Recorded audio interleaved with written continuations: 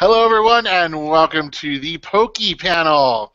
My name is Chris Luchs, and I will be hosting tonight.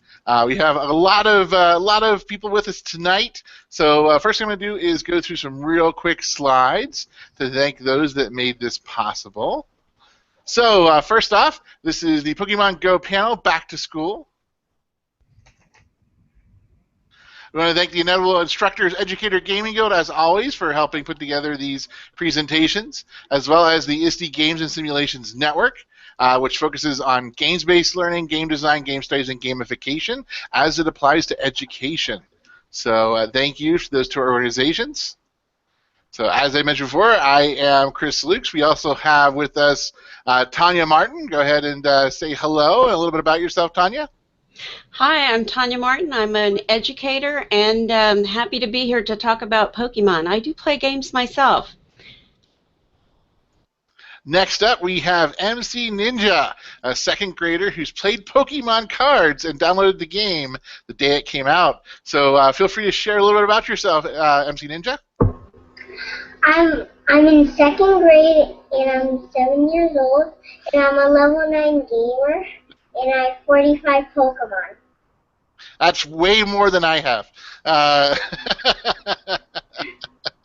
Also, we have MC Ninja's mom, so who's helping out as well. I'm sure she'll be happy to chime in as well. And feel free to comment as you see questions come up, or if you have questions, feel free to ask the rest of the panel as well. We also have Caoilin. Hi. My name is Caoilin, and I'm in the 6th grade. I'm 11. I like to play Pokemon Go. I'm a level 6. I have like 100-something Pokemon. Yeah, again, way more than I have. Very cool. We also have with us Kay. Hi, everybody. I am an instructional designer, and I am really looking into mobile seamless learning. And Pokemon Go is just one example of this. So I'll let you go on to your next person, Chris. All right. So next up we have Kristina. Hi, I'm Kristina Thoennes, and I'm a school library media coordinator, aka library teacher, and also a big gamer. And I've been playing Pokemon Go since it came out, and it's been big fun. Awesome. Next up, we have Michael Flood. Hi, my name is Michael Flood. I am in the ed tech industry, so overlap with the gaming community there. And I've been a gamer since I was in school and never gave it up. So I was in the beta for Pokemon Go, so if you have any questions about what it's like to be in a game's beta while it's still in development, I can answer some of those. Thank you. And Trish. Hi, I'm Trish Cloud. I'm from Huntersville, North Carolina. I teach technology to grades K through 5. I'm always looking for ways to get games, whether on desktops or mobile, integrated into what I'm teaching. So this game has given me lots of fun ideas, and I don't play a lot of Pokemon Go because it's too hot. I don't like to go outside, but I'll probably start playing more in the fall. And right now I have one. I have a Pikachu, and I'm very proud of it. All right. So we have a very cool panel today. Tanya will also be facilitating as well. So our next slide sort of talks about where and why we're here. So, the Pokemon phenomenon. So, most of you are probably saying, yes, I know what Pokemon is. Some of you may not know what it is. It's kind of hard to think that there's too many people in that second camp because Pokemon really has been everywhere. It's been in the news, it's been in the papers, it's been on the social media feeds. There have been lots and lots of resources developed by players. There's been lots and lots of articles about all the interesting things that happens when you put people on their phone, and people like to try to do multiple things at once. Some people are more successful at multitasking, looking down at their phone and then walking and navigating a streetlight. and some are not. And so it's kind of interesting to see the different things that are going out. And you've also probably seen a lot more people out in the last couple of weeks, out and about, walking around in groups. Typically, they sort of seem to walk for a while. They keep looking down at their phone, walk a little bit further, look down at their phone, walk a little bit further, and then they all stack up together all of a sudden. And they're just standing there looking at their phone. Well, most likely they are hunting Pokemon. They could be battling them as well. And also they could be collecting gear and different tools that help them be more effective at leveling and catching them all. So the interesting thing about Pokemon is it's also gotten a lot of people's attention because it is an active game. It is a pervasive game. It is a game where people are where you are the character. You're the one that moves. And if you move, that's the only way your character moves. So it's an interesting piece there as well. That's a different way to think about gaming, where gaming is not sitting in front of your computer. It's actually being out in the world and moving around. And there's some different issues that can arise from that type of environment. So today we're going to talk about how can we use it to contribute to our teaching and learning, as well as trying to maintain the excitement. One of the first times we started talking about Pokemon in our last presentation, which is sort of a general intro, one of our watchers stated the ever popular, "Please stop talking about Pokemon. We don't want teachers to make it like school." So. So I apologize. No, we're here to have a little fun as well and to look at different ways that we can look at these games. So I'm going to go ahead and turn it over to Tanya.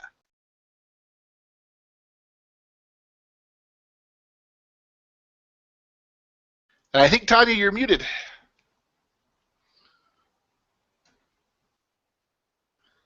Okay, sorry about that. Okay, so there's this craze about Pokemon. Everybody's out there playing it, or a lot of people are. And how we, as instructors, we started talking about how can we leverage this. So we did have a session on how to play it several weeks ago, and you can find it on the same channel, on the Games MOOC channel.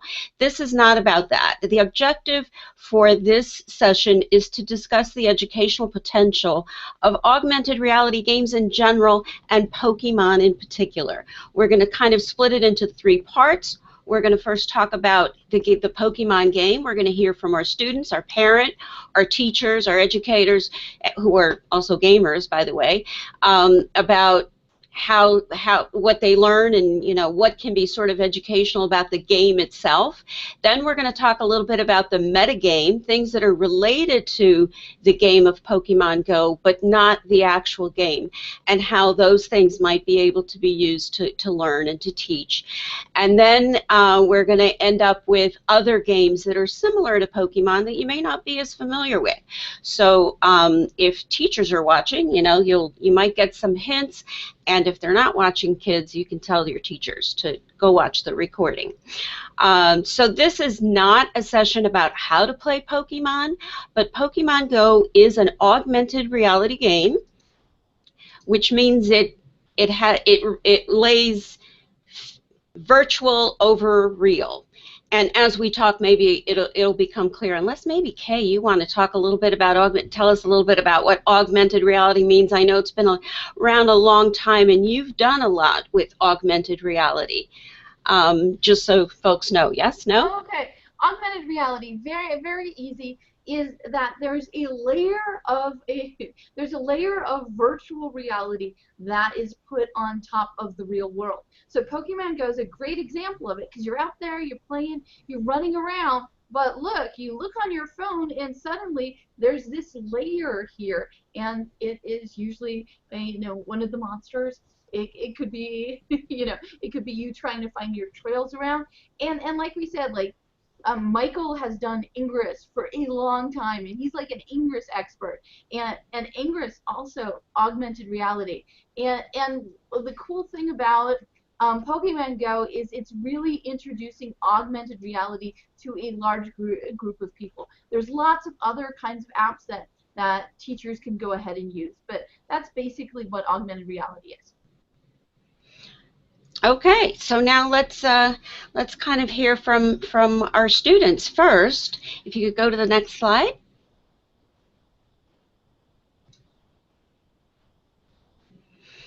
And let's start with MC Ninja. MC Ninja, I know that you play, and you can see on this slide there's all different kinds of things that you can do in Pokemon.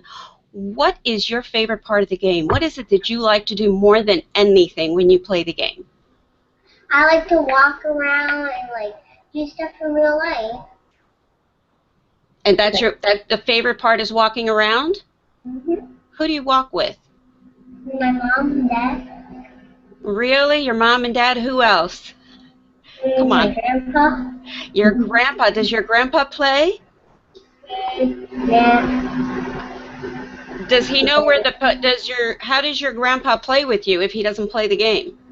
He drives me to Pokestops and helps me get Pokemon. Oh, okay. Caoilin, what is it that you like about the game? Well, I think the game is cool because you get to explore places, and it's an easy way to get exercise, and you can have fun while playing games, which is all the time, but you can have fun while having exercise, and some people don't have fun while having exercise, and that's what I like about the game. That's your favorite part about the game? Yeah. Okay. And who do you play with? I usually play with my sister. She doesn't have the game. I don't think she understands the game. She thinks it's weird. But I don't know. Maybe we should have her on the panel to tell us why she thinks it's weird. But she goes with you. Yeah, we walk around the neighborhood. Do you play every day? Not every day. I play most of the time every time that I have time to play it, I have homework, I have to help my mom, and so I get to play it when I have time, mostly. Okay.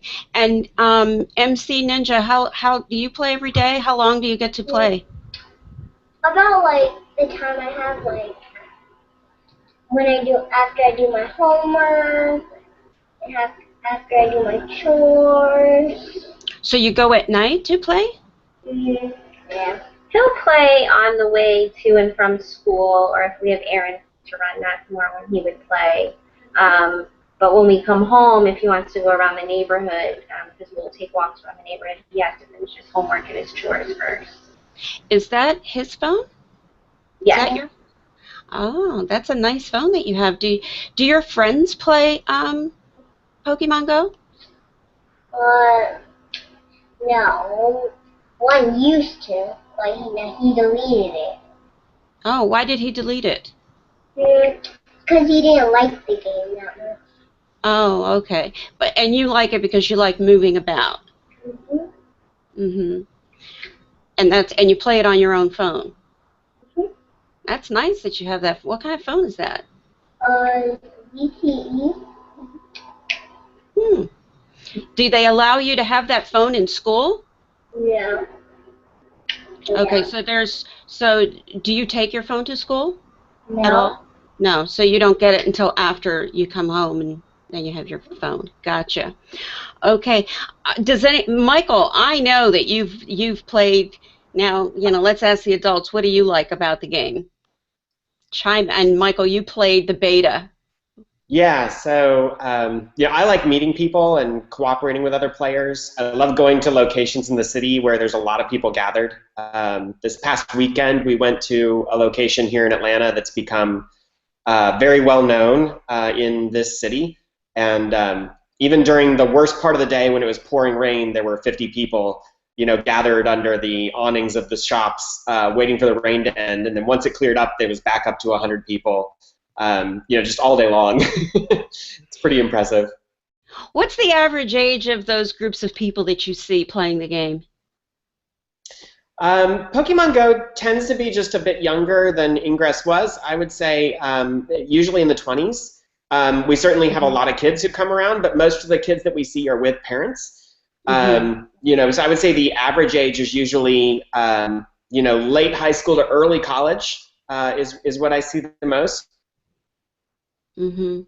And do you kind of get the feel that their reason for it is the social aspect of it? Yeah, for a lot of them, I think that they like to hang out with their friends and have something to do together. And being able to walk around and talk and play this game together is fun. But you know, the Pokemon Company and Niantic, like part of why they felt this would target the early to mid-20s age segment is because a lot of them grew up on Pokemon when they were kids. And so they know the stories and they've kind of lived with it when they were growing up, and now they have this opportunity to go out and kind of reconnect with that element of their youth and catch all of their favorite Pokemon. And so I think a lot of them are really enjoying doing that, you know, as the game's been getting started. Do you think that it's predominantly male, or do you see as many females playing the game? No, definitely see as many females playing the game. Yeah, all the time. Trish, you had mentioned, or was it Kristina, you were talking about the social aspects of it and the building of community. Can you talk to us about that?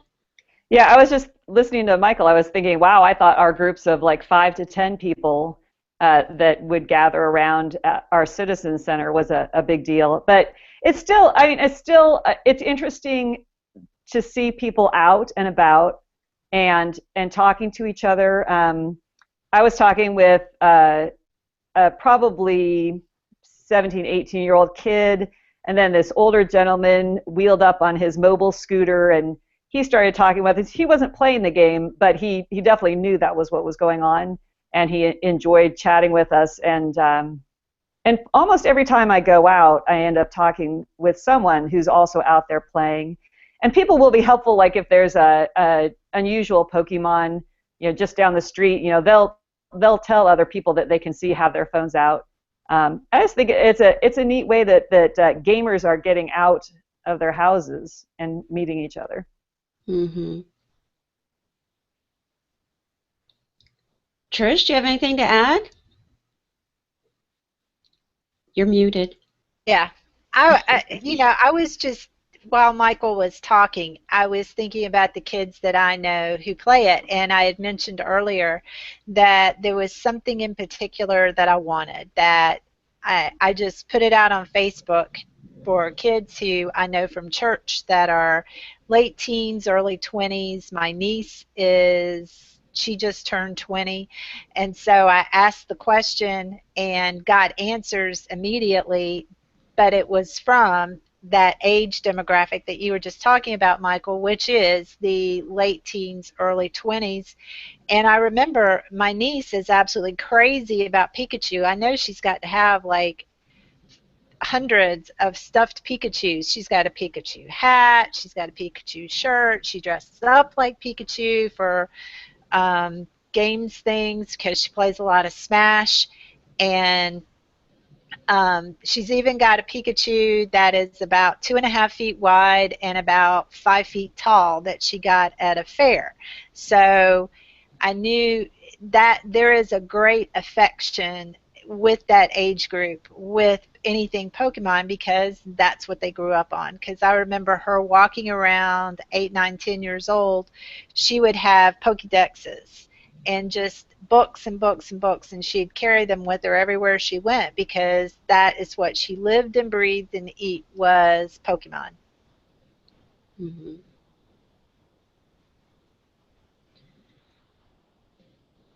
Okay, I think we can move on to the next slide because I'm kind of curious as to what does it take to be good at Pokemon. And let's ask our kid players, what does it take to be good at Pokemon? What are you good at? MC Ninja, is that you? Yeah. Okay, what are you good at? What's easy for you and what's hard for you to do? What's easy for me is to where you get the Pokestops and do the gyms. And what's difficult for you to do in the game? Throw the Pokeballs. Yeah, that's difficult for me too, especially with the bat. How about you, Caoilin? What's the easy part and the difficult part for you? I think the easy part is finding the Pokemon, but the difficult part is catching the Pokemon. How do you That's what it find is them? to me. Well, to find them, you usually have to walk around in areas that people have spotted multiple Pokemons on multiple occasions. So you can usually search that up online, or there might be apps out there to do it. Or you could just go to Pokestops, and Pokestops, some people How like do to you put know where the lures on them. Pokestops are ahead of time? How did you find out where they all were? Well, what I do is I zoom out on my screen, and there's not very many close to my house. So what I do, I know where some are because my friends tell me where they are. So that's usually a way I find out. How Or do there they know are where they apps are? for Pokestops. Well, they go Oh, they're there. apps. Oh, they're apps. Okay. There are apps, yes. Yeah. MC Ninja, how do you know where they are? How do you know where the Pokestops are? Because like, you know when you like go to the map? Yeah. The little Yeah, blue map on your telephone screen? Yeah. Oh, that's how you. Okay, so they're relatively easy to find, correct? Yeah. Michael, I bet you have a different way of finding the Pokemon. Well, so the Pokemon location database came from Ingress, and so as an Ingress player, I already knew where all of those locations were. So I knew which parks and which churches and which artwork and statues and town squares had the most Ingress portals, and those are also the locations with the most Pokestops. So it was really a matter of going to those places and seeing, how many of those portals were turned into stops and how many were turned into gyms and which ones are closest together and things like that. And our family, when we go out as a family, because we have 3 generations of players in our family, and when we go out as a family, we tend to go to parks because the parks not only have better Pokemon spawns because they have nests, but they also tend to have more Pokestops that you can just walk around and reach. Does your whole family play? So you all play together? Yep. In fact, my mother is higher level than I am, which I credit to the fact that she's retired, so she has a lot more time than I do. But yeah, I play, my son plays, my wife plays, my mom plays, my stepfather plays, yeah. So we all play together. And you're all on the same team? Yes, of course. Yes. What team would that be? We're Valor, so red. Does it make a difference? Like, would it make much difference if they were on a different team? I think if you're going to play with people a lot, then it's better to be on the same team. Just because if you're going to, if you all want to work together to train up a gym and add your Pokemon to it, then that's really useful. There's not a lot of competitive dynamics between the teams in this game yet. It's still very early. Remember, we're only a month or so from launch. So I think over the next years, you'll see a lot more elements come into play associated with the teams. Mm-hmm. So what other skills? Kristina, I know you as a librarian, as a media specialist, you've got a skill that you've got in mind with Pokemon.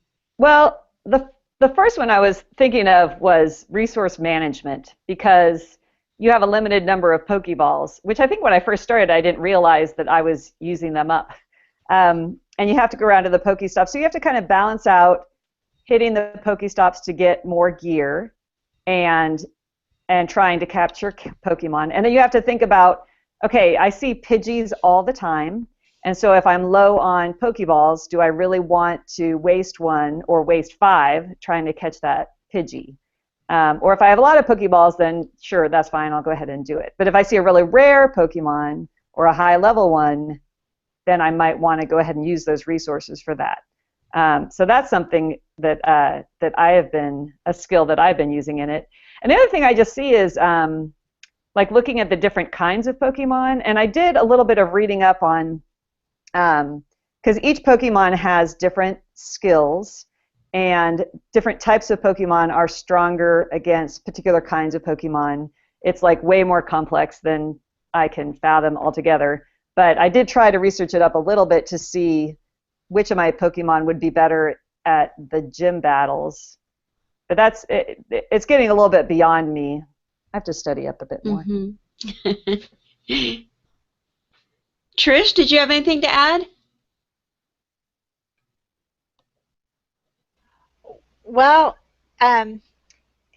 if we're going to get into this, just talking specifically about skills that you need to be effective with well, this. it helps. Well, it helps if you've got somebody who's really got good chops at throwing those Pokeballs that will show you how to flick a Pokeball, and that's something I hate to say I did. Well, it's like one Sunday morning I was standing there and I was at church and some of the kids that play Pokemon were standing there, and it just so happens there is a gym right at our church. So we were just sort of standing there goofing around because there's a gym there. And so little Pokemon would pop up, and so that was a good time for me to practice flinging Pokeballs and capturing things rather easily and actually getting them to, like, bounce forward. You fling it back, and then it kind of back rolls to you a little bit, putting a little bit of spin on it. Yeah. Building those chops. Okay, well, if you have those skills, if we move on to the next slide, okay, we've talked about physical skills and categorizing and resource management. What potential does this have educationally? And I actually have a question for the mother here, because I had a conversation with MC Ninja's mom some time ago before the game came out, and at the time MC Ninja was playing with the cards, I believe. I'm not quite sure, but she told me a story about what she had to teach her son, which had to do with academics. Can you share that with us? He was playing with the Pokemon cards, the trading cards. That's what he takes to school. A lot of his friends do that. But in order to play the game that way, you battle each other, and multiplication is a big part of it. So he didn't understand what it meant. He was kindergarten, first grade, and we had a lot of discussions about it. And he kept asking me every card trip we were on, he'd ask me all these multiplication problems. So I finally explained to him how to do it, and he was doing multiplication, at first grade, and that led into division as well. So the Pokemon cards actually really helped with his math skills. And now, does he have to use any of that in battling? I haven't got that far, so I don't know. Do you have to? I don't think it uses it the same way, because the cards actually have different activities, I guess, for each. What are they called when you their moves, all their different moves? That's when you would use it, right? Whereas the Pokemon Go game, they just it does it automatically for you. You don't have to actually figure out who has the higher move. So it's a little bit different. So you don't think that, or do you think that there is any relationship to anything academic in this game? Not that they would play it in school, and they certainly don't have Pokemon stops or anything like that in school, but is there a relationship between playing this game and any school skill that is typically taught in school? I think so. I think it makes the skills that they learn in school more fun. You still have to do math. You still have to add. Anytime there's numbers involved, you're going to do adding, subtracting, multiplication. You just don't realize that you're doing it. And then reading. He reads so much when he's playing the game.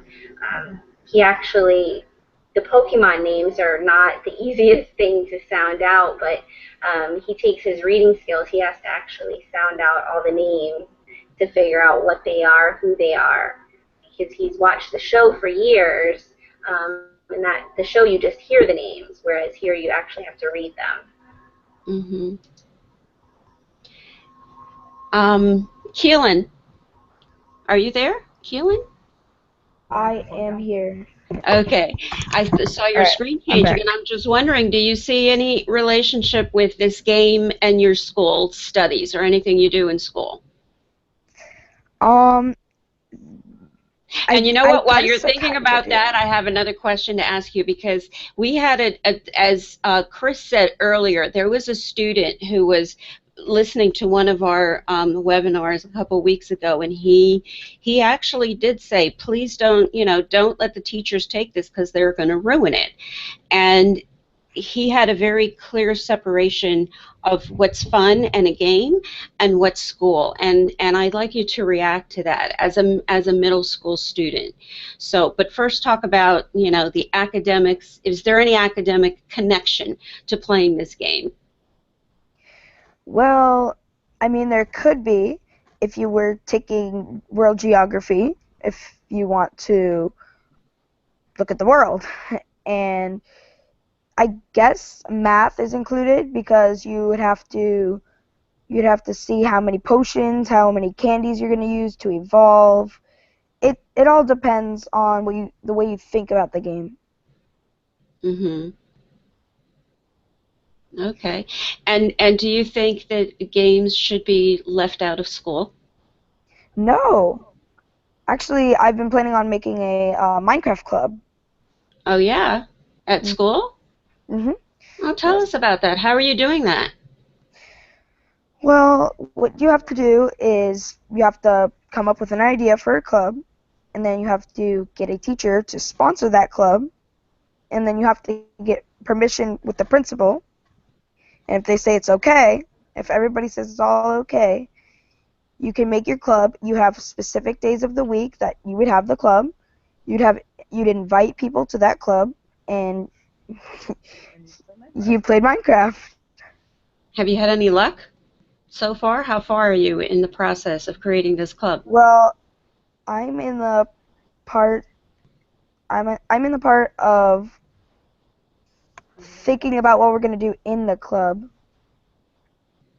Okay, so you haven't approached your teachers yet to see if they would be interested. I have approached my teachers. They all say they have too many meetings and things to do. One might be interested. One might be interested sooner or later. Any advice for Caoilin on starting his club? Trish? Okay, Caoilin. Got to think of some projects you can make. You can do things like making videos. Yeah, that would be cool. Yeah. So get some ideas together of things you can build. Don't kill things because that turns teachers off when you start killing things. It really does.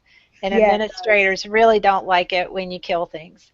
So think of some projects you can build, and then you're going to turn them into videos and show the videos, put the videos on a school YouTube channel.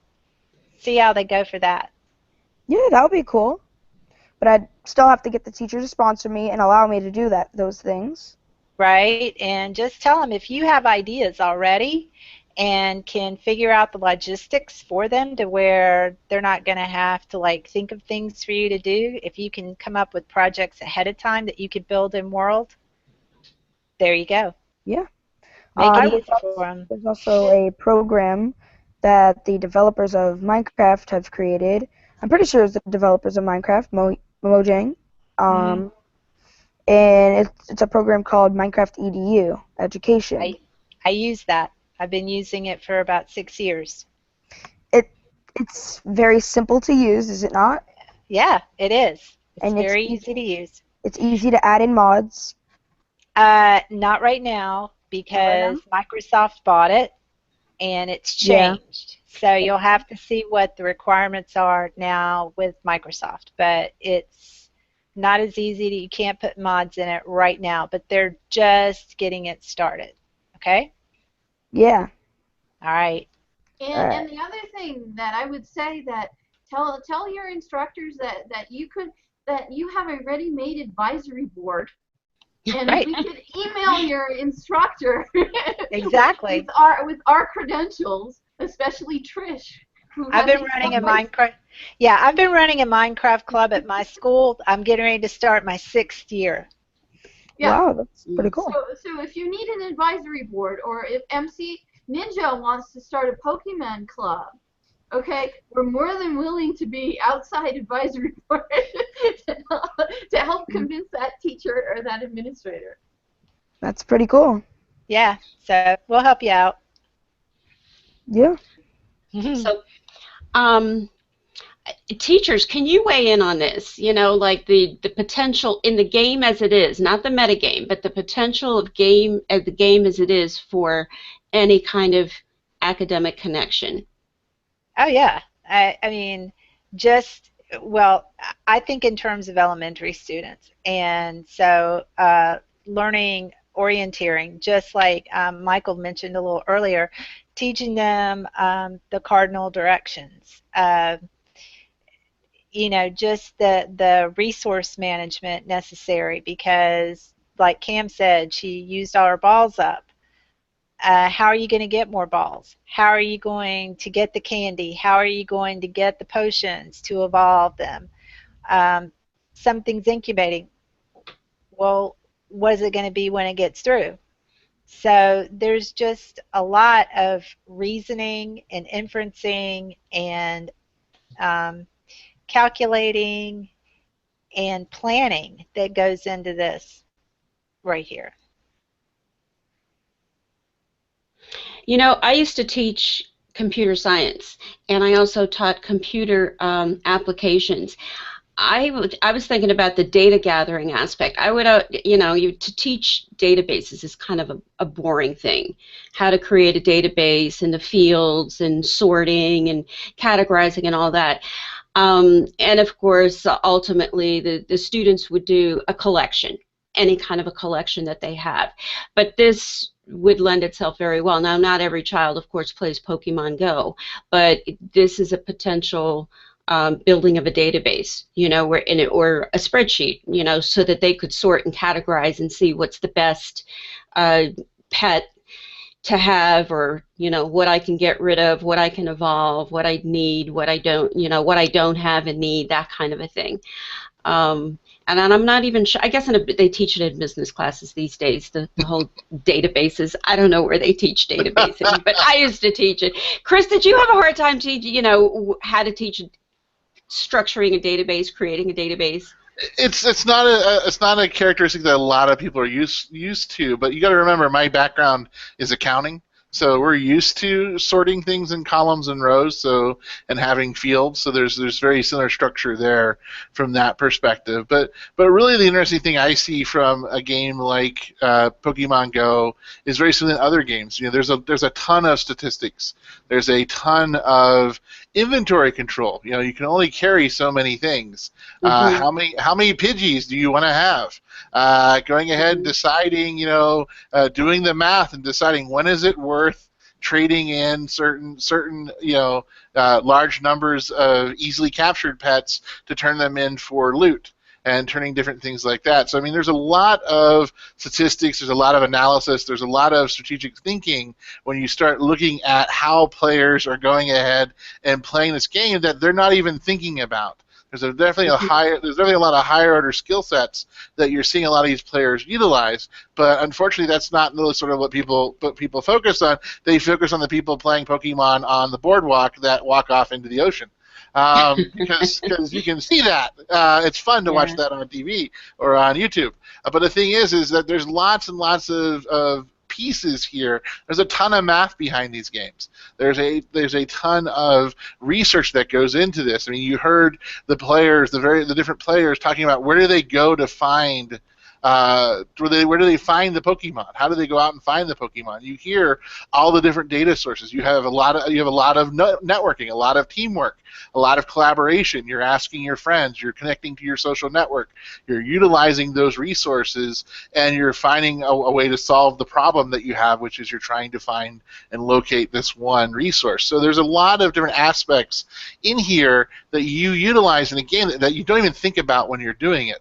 You know, it was. I think it was really awesome whenever, you know, NC Ninja's mom was talking about, you know, having to go ahead and start introducing him to multiplication and division as he's playing the different card games. So that's one of the really good things about games that we don't necessarily look at, is how do you go ahead and tie into a lot of the more GT pathway courses in the higher education level, the maths, you know, looking at the maths that are there, but also definitely there's a lot of business, there's a lot of environmental scanning, there's a lot of efficiency and effectiveness going on, studies that are going on. I think all the players are probably very efficient with their time that they play. I don't think you guys spend a lot of time just trying to find where things are. Oh, yeah. So MC Ninja is saying in the back, his thoughts and lots of Pidgeys. And some people decide when is it more lucrative to turn them into candies as opposed to Pidgeys, when you want to trade them in and do different things like that. So there's a lot of different things that you look at from an efficiency and an economic model that doesn't really seem like it's going on the surface, but when you actually start digging in to looking at the different pieces and how players are actually utilizing the data, they're actually being very complex in the way they develop and execute strategies. So why didn't they make Pokestops at schools? Michael Flood, how come there's no Pokestops at schools? Yeah, so early on in the days of Ingress, there were certain types of locations that were disqualified for being submitted as locations, and that included within a certain distance. I think it was like 1,000 feet or something of any K through 12 school. Also, they originally had fire stations, but they removed all of the fire stations. You obviously wouldn't want people or cars congregating right in front of a fire station. There's a safety hazard there, and so places like that, they have removed either previous things that existed there, or they just never allowed them at all. And schools were one of those that they never allowed. So thinking about those strategies and some of the levels of thinking that students could engage in around this game, there are obviously lots of strategies involved in how you manage your inventory and your captures and your leveling up. So I mentioned we went to that park last weekend where there were lots of stops and lots of people catching lots of stuff. I came home that evening, used a lucky egg, and during that half-hour lucky egg, made about 70,000 experience. So, it's really a matter of how you manage all of your inventory and your time to maximize the efficiency of that 30-minute double XP window. And so you have to kind of plan everything out and stack it all up and things like that. For older students, it's also really useful to think about some of the bigger concepts that you can have in engaging in higher order thinking sort of dialogue with those students. So everything from why did they design certain features into the game or choose not to design features into the game. So for example, why isn't there a communication system in the game? And you can actually have a group of students engage in a whole dialogue around the pros and cons of having an in-game communication system in an application directed at children as well as adults.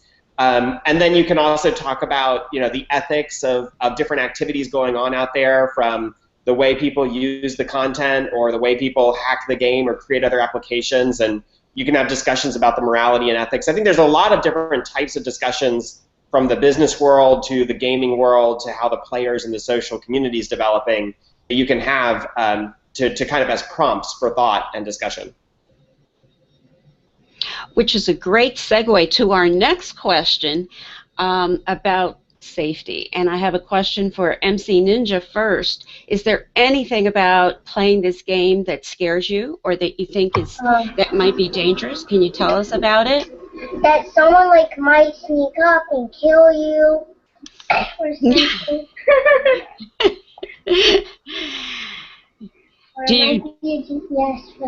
What do you do to stay? You've heard of the stories about safety in the game and how to stay safe in the game? How do you stay safe in the game? What do you do to be safe at playing this game? You need to stay with someone that you know that's friendly. Okay, like mom or grandpa. Mhm. What else? No trespassing.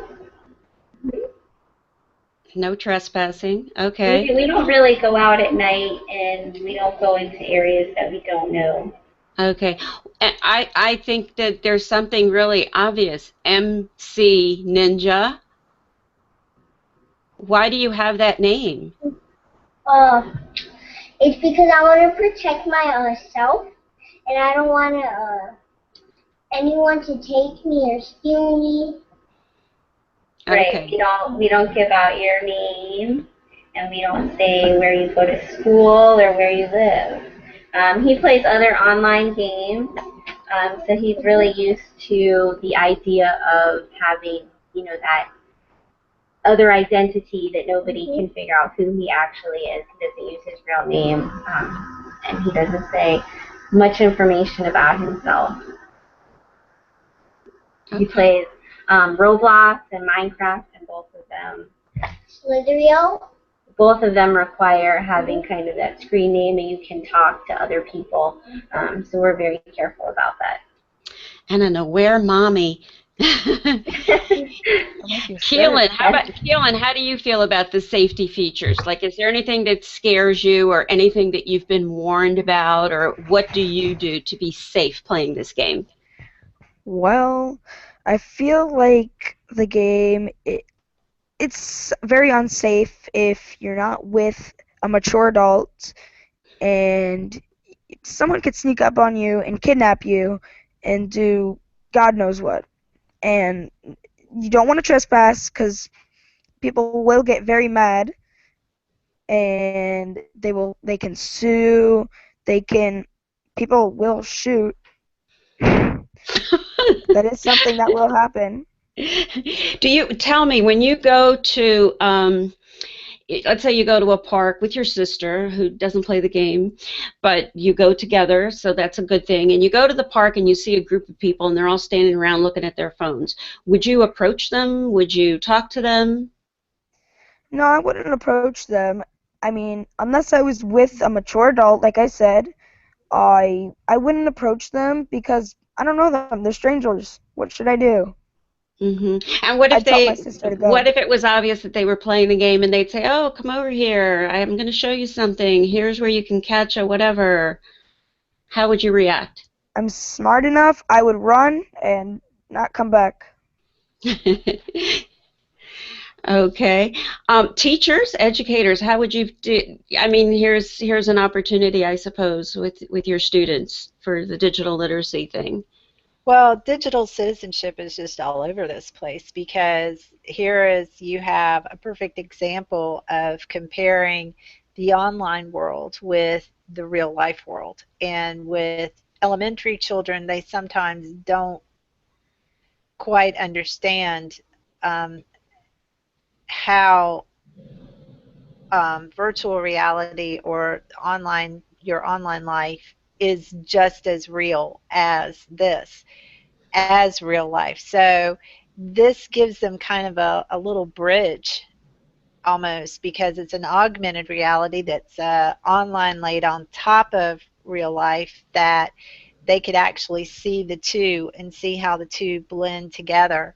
And I can see already, ways of just building digital citizenship into this, and how you treat people online versus how you treat people in real life. Well, you've got the same thing going on right here, so it should really be no different. And would you talk to a stranger in real life? Then why would you talk to him in Pokemon Go? It's the same thing. So yeah, there's lots of things I could do with this. Mm-hmm. Wheels are turning. I was just thinking of the basic thing of situational awareness, that even as an adult, as a mature adult, I would say, if I'm out playing, I'm looking at my phone and I'm looking around, and I'm looking at my phone and I'm looking around, and keeping aware of my surroundings. And even as an adult, if I see someone else walking the other way, I'm paying attention to that in between looking for Pokemon on my phone, and going back and forth between those things. So it's a simple thing. And people, in the news, they make a big deal about people doing dumb things because they're looking at their phone for Pokemon. But I feel like, how long have people been texting and walking into fountains and trees and whatnot? So Pokemon Go is not new as far as getting your attention away from your surroundings. Well, maybe it's a new competency or a new literacy, is navigating augmented reality in real life. The don't walk into a pole test. Yeah.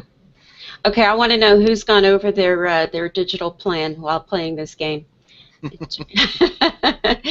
had to pay the extra $10, $15 because you went over your limit in your digital plan? Anybody? Okay, so now we've talked a lot about Pokemon. Have you gone over your digital plan, Keenan? Not me. No. Oh, I have. Okay, so twice. I get a little warning that says, "Hey, you're running out. Yeah. It's Yeah. like Buy another more 10 bucks. data." Hey, you're about to run out. Yeah. Okay, so we talked a lot about the actual game, and I think we're kind of to the point where, okay, let's talk about the metagame and beyond the game, because we talked about some of the skills that are involved, and there are other games around, and there are things that you can do without using the actual game, but sort of relating to the game, and there's a couple here. Actually, the one, Kay, maybe you want to talk about the Pokey Blitz one, because you were the one that brought that to my attention. Well, Old Poppy Blitz is really fun. A group of Canadian biologists have been trying to get people to go out, walk around, and take pictures and tweet out things that help show biodiversity. So they use the hashtag bio, B-I-O, and then Blitz. It never really took off, but in the last like 8 weeks, Pokey Blitz has taken off. I don't know how long it will last, but it was a nice little piece of the metagame that people were walking around and seeing animals outside, not knowing what they were, and tweeting Pokey Blitz, or the other thing is wildlife IRL. And I'll show you something, because we did one today, and I'll bring some of the other stuff in later. But let me screen share for a sec. So this is ours. We were doing some mobile learning out in our open space behind our college, and this is our Pokey Blitz. No one knew what this bug was. Okay, and so I was hoping, I was like, okay, let me put it up. I'll get the, I will go ahead and I will get the Canadian biologist to go ahead and show us this, right? Well, the thing about it is, no sooner had I put it up than one of our educator friends, whose partner I believe is a wildlife biologist, immediately tweeted me back. I'm trying to think, I waited like less than like 8 minutes, and what was tweeted back, he tweeted back, this is a spotted cucumber beetle, Diabrotica something, no, but not 100% sure. I mean, we'll leave it out in the Twitterverse to go ahead and still see, but yeah. So, so my circle, my network of educators answered it before I could get the Canadian biologist to notice it. So that is something, if you have somebody in your stream who looks at things like that. So that's Poke Blitz. So that's one example. I don't know how long it will last, but it was a nice example. And even if Pokemon, isn't played as much in the coming years, it's a great idea for citizen science. Mm-hmm. And Trish, you kind of developed a lesson or Okay.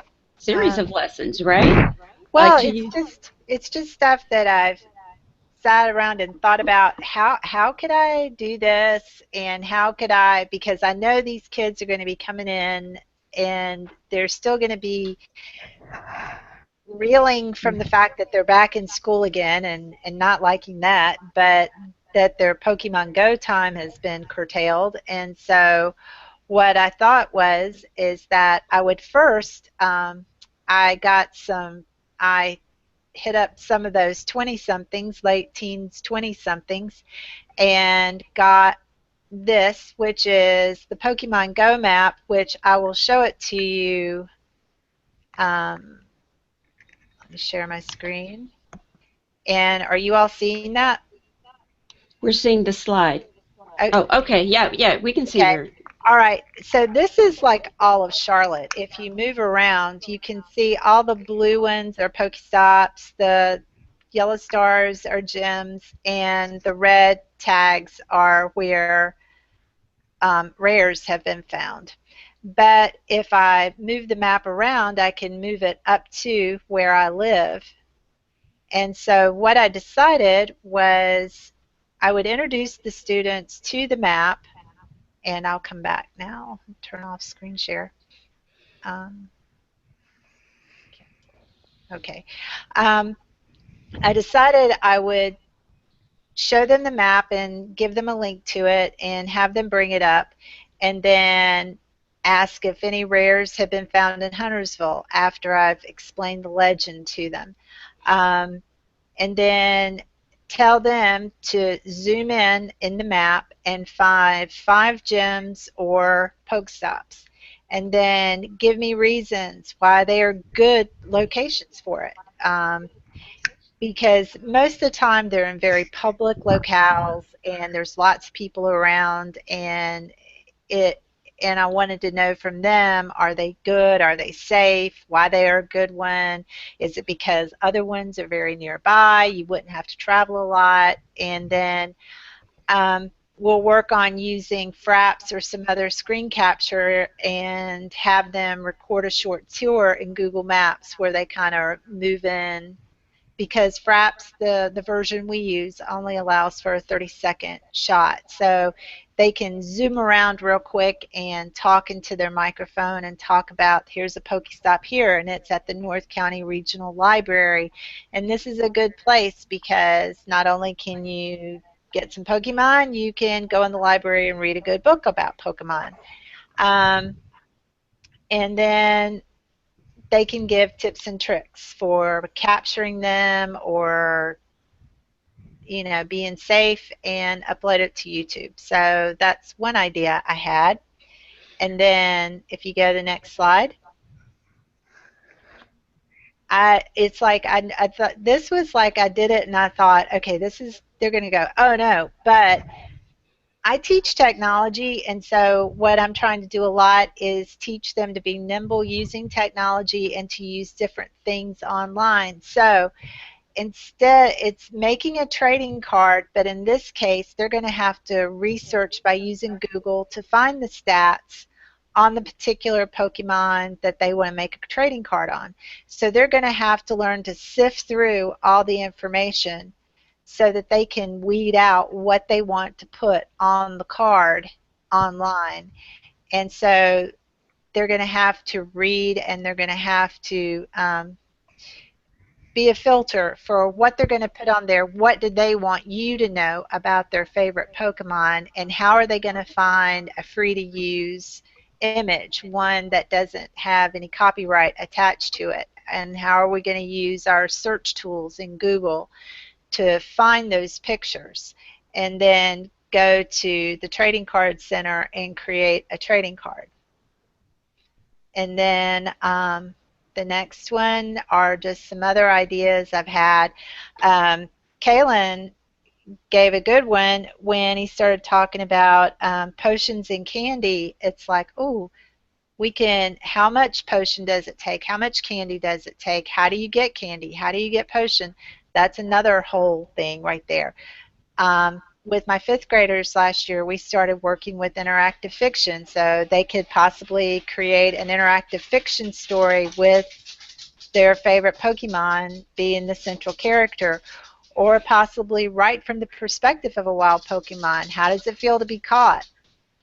What's the Pokemon thinking? Look at life from the perspective of the Pokemon. And then using the Google Maps, use your cardinal directions about talking about directions if you're wanting to give somebody directions on how to find something. Record Pokemon's weights and heights and create a comparison charts of their different weights and heights and rank them in order. This goes with what Kay was talking about. Look around you. What's the habitat like? What are some other bugs and animals that are living in that habitat, and do you recognize them all? And taking what Kay said, we could tweet it out to Pokeblitz if we didn't know what it was, because I could use my Twitter account at school and we could see if we get the answers. And then Pokemon Incubate. What does incubate mean? Have someone explain, give me an explanation of the incubation, and what was it before and what does it become after it incubates, and what are some real life examples of things that go through incubation, not just Pokemon. So those are some ideas I had. Could I jump in a little bit there, just to jump off of what Trish is saying? I think it'd be cool after they made the Pokemon trading cards to make trading cards of real animals and think about, Pokemon have certain abilities and strengths, and they belong to categories. And so if they could then transfer that over to real animals and talk about, is this a reptile or a mammal or a bird, and then what adaptations does that animal have, what strengths does it have to help it survive, and then make animal trading cards, just to kind of build on, all the ideas that they've built up in their minds about Pokemon, Right. and then transfer that to something in biology. And the other thing I Yeah, thought about and even the evolving part, because there are some animals, that you can say, okay, like house cat, tiger, is even though they're not really the same species, but could you make a stretch and say this is what an evolved cat is like a tiger or something? or even looking at life cycles and pointing out to kids that they're not evolving, but looking at like the life cycle of a butterfly, or something like that, and compare that to the evolutions of Pokemon.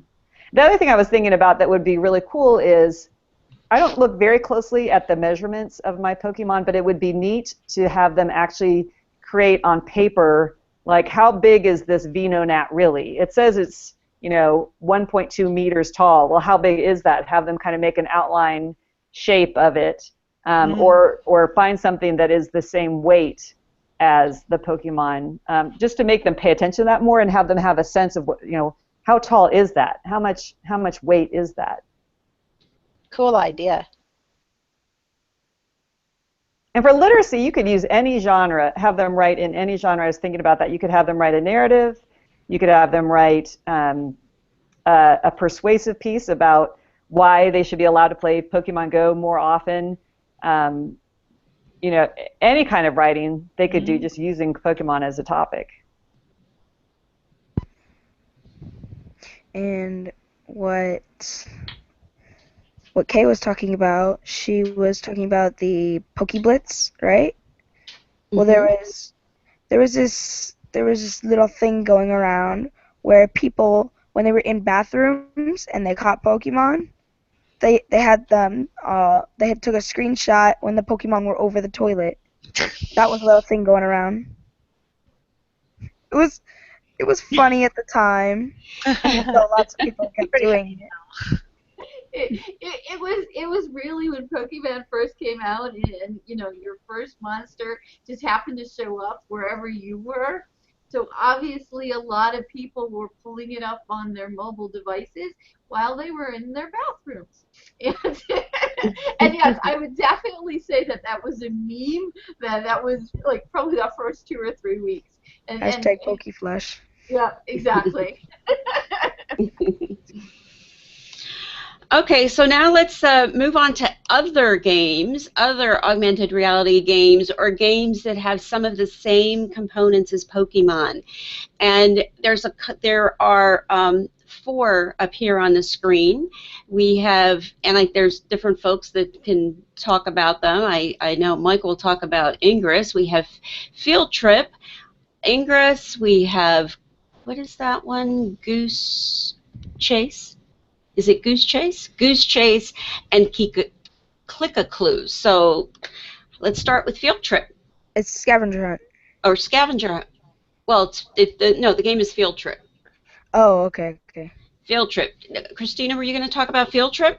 Yeah, so I looked at Field Trip a little bit because I actually honestly had not heard of it before, but it's pretty neat. It is an app that uses your geolocation like Pokemon Go does, but it connects you to all kinds of interesting facts about things in the area near you. So, and you can look at everything, or you can look at specifically like items from history. And for students in school, I think that's probably what I would look at the most. And you can also search for locations where you are not at. So I was thinking that our 6th grade students are reading Seraphina and the Black Cloak, which takes place at the Biltmore House in Asheville. And so they could look up Asheville and they could see what kinds of historical sites are in that area. And they may be going on an actual field trip to that location, also, so they could kind of see what some of the other history is for that area. Another book that we read last year was City of Orphans, which takes place on the Lower East Side of New York, and there's a lot of historical tags for a field trip for that area too. So I thought that was neat that kids could see what's around this area where I'm at right now, and they could also look up other places in the world.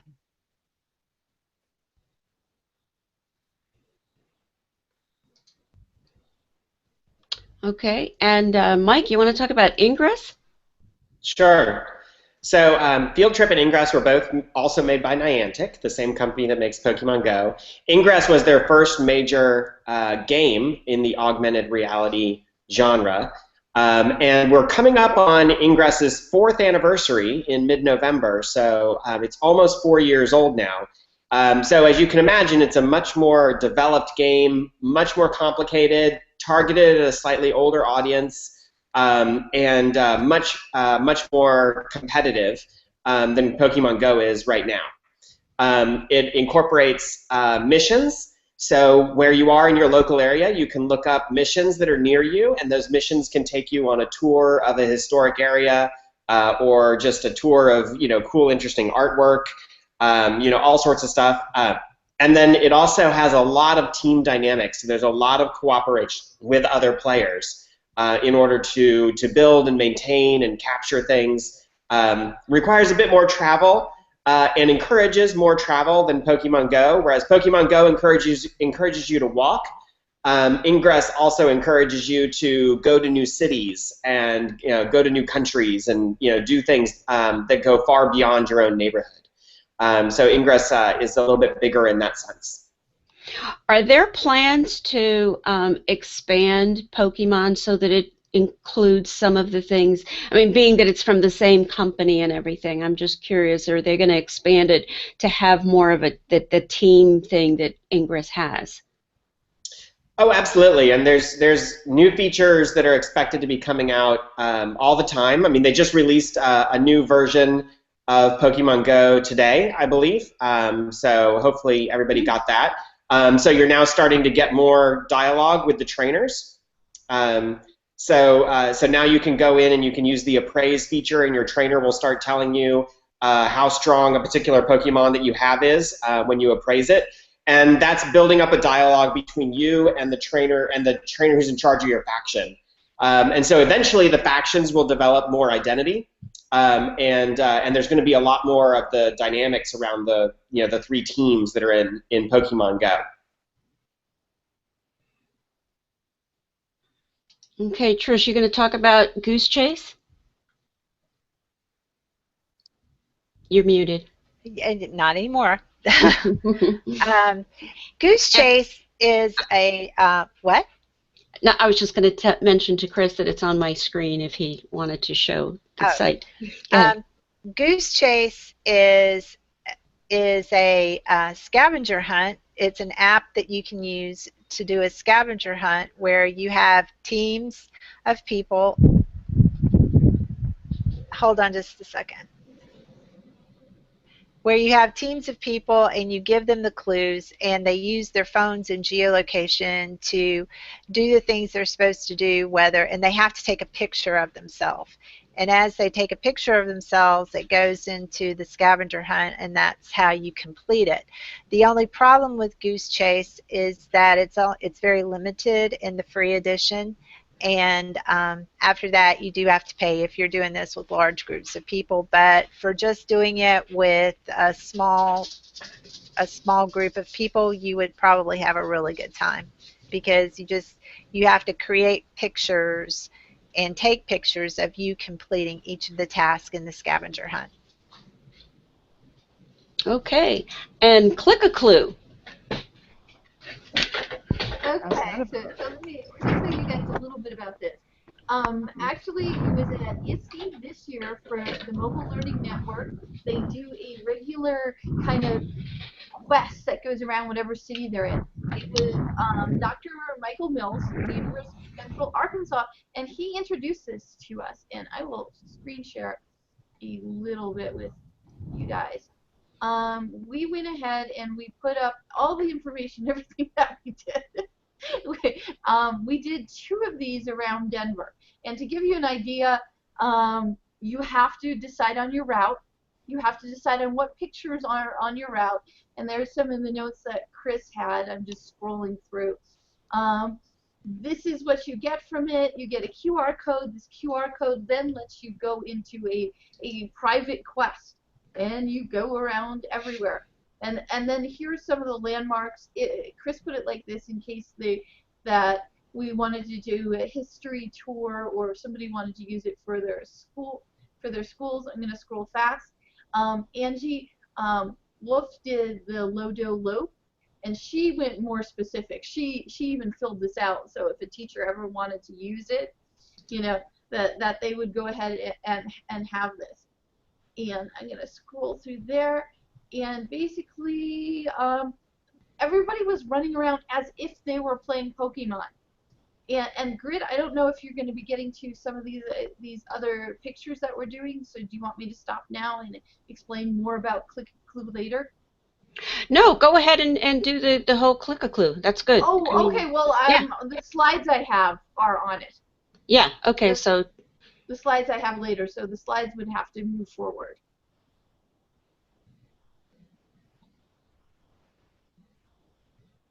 Okay.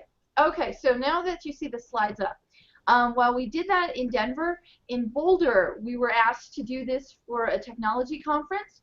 And we were trying to think of things to do, and we ended up saying it was a quest to retrieve your literary license.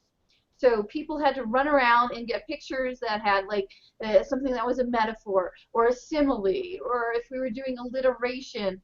And you can see some of the clues there. You know, it's a bird, it's a plane, in the weeds, it's a breeze, circling the drain, walking on the sun.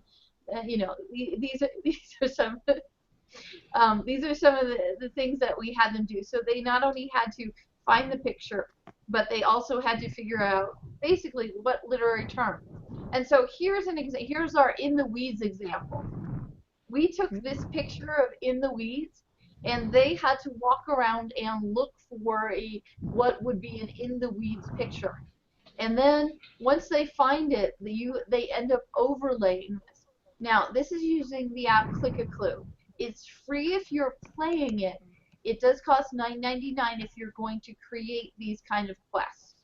The only thing is it can only be used on an iPhone or an iPad. That was a limitation. But the thing about it is, at the college where I am, we always divide people up into groups. So using an iPhone or using an iPad, we would just make sure one person in the group did it. And actually our educators who walked around, they had more fun in groups. We had them break into whatever kind of groups they wanted to. So it was anywhere from 2 to 4 people, and they ran around. And I will tell you, the English professors did not do better than the other people. We thought they would, but they didn't. So you can click onto the next thing, Chris. And the example I wanted to show you really quickly was we had over 100 educators at ISTE Denver running around looking like they were playing Pokemon. This was it was 5 days before Pokemon was released. No, not 5 days. It probably would have been 7 days before. So they were walking around with their heads in their phones, stopping and looking in groups and looking at things. So it's not just a Pokemon phenomenon. And these were just some of the first groups that came back. The first group right under the bit.ly, and the bit.ly goes to that Google document. That group, they were called Team Badass, and they ran the whole thing because they felt like running it. The other group in the skirts, they were actually came in 3rd place, and they, despite being in skirts, they were moving. But everybody, and that's the thing about it, where when we played Klikaklu, it was a little closer to an Ingress anomaly where you try to finish something. Pokemon isn't that developed yet, but using Klikaklu, we were able to have lots of fun. And so far we've done it, with a historic theme. We've done it with a literary license theme. It could easily be done from a photography or an art history theme. that would be easy enough to do also. And quite honestly, you know, whatever clues you have, you take pictures. You could have them solve any kind of puzzle when it comes to that. And yes, you could use book covers as clues. You have the option of doing geolocation or not having geolocation. So that's really great. So Chris, you can advance. I don't know that I have anything else. So Pokemon Go is not the only game in town. Yeah, exactly. And the thing about going out, having fun, I mean, these other things, you'll be solving puzzles rather and you know, and scouting down clues rather than going ahead and you know, collecting Pokemons or battling, but there's still a lot of fun to that. So I was just going to go through this really quickly because you were asking about what else can you do. Myself, Chris, Sherry Jones, and Farah Banani, we just finished up writing a chapter on using seamless learning to teach, and just a couple points I just pulled out of there. Anybody can use this. Please feel free to quote us. In fact, we'd be honored if you quoted us. But some of the things you can quote are things like, while acronyms and terms such as virtual reality, augmented reality, and the Internet of Things are being introduced to the general public, these tools are not being introduced into the classroom to encompass physical and digital worlds and provide for learning across. The affordances of these recent technology advances are being constrained by educators and by administrators' belief that these advances cannot be seamlessly integrated into a learning environment. The whole chapter that we wrote was about playing these kind of games that educators created, but playing them in a certain role or a character. You know, whether you're the detective, whether Chris and I developed one where you were the economic development person for the city, and you were going around and doing these things. And the other one you've heard us talk about lots, Project Outbreak, where you are the epidemiology intern. Okay, so you don't just have to, you know, Pokemon yourself when you're playing it. You can give the students themes.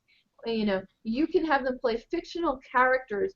Cam, I could just see the fun. You could have them playing a fictional character that has to go on a hunt for something. Right now, Columbia University is doing like a Sherlock Holmes MOOC, which I think would just fit along those lines perfectly. But there's other things that you can do there. Oh, and Chris put in there, and I will let him get on mic. But we do have in a Games and Sim Pokemon Go document. You can go to that. There's other ones like this, I think, popping up around. I will tell you, we have about 60 things on that document. We have read hundreds of them. It's just that if something's a duplicate or if something does not go into enough detail, our bibliography is actually an annotated bibliography, so we do not put everything in there if it doesn't add value. But I just love this quote. Okay, this is from an Aussie. And here's what he said, the president of Secondary Principals Council. Crazes come and go. They're all learning opportunities. It's just a question of how cleverly teachers can catch them. And just like we're being shown. That's a great pun there about catching them. And I think that's what it's all about. And I'll pull up my screen. These were our students out there today. We had them out with their digital devices. We had them going out in the open space, and we were doing an interdisciplinary, our school just started 3 days ago, project where they will be combining their composition class for writing and also describing science. So it's like a technical communication assignment that they're going to be doing. Our students are anywhere from 18 to, you know, they could end up being 60. Most of them probably were under 25, the ones that we went out today. I asked how many were playing Pokemon Go, and half of them unabashedly raised their hands. Yeah.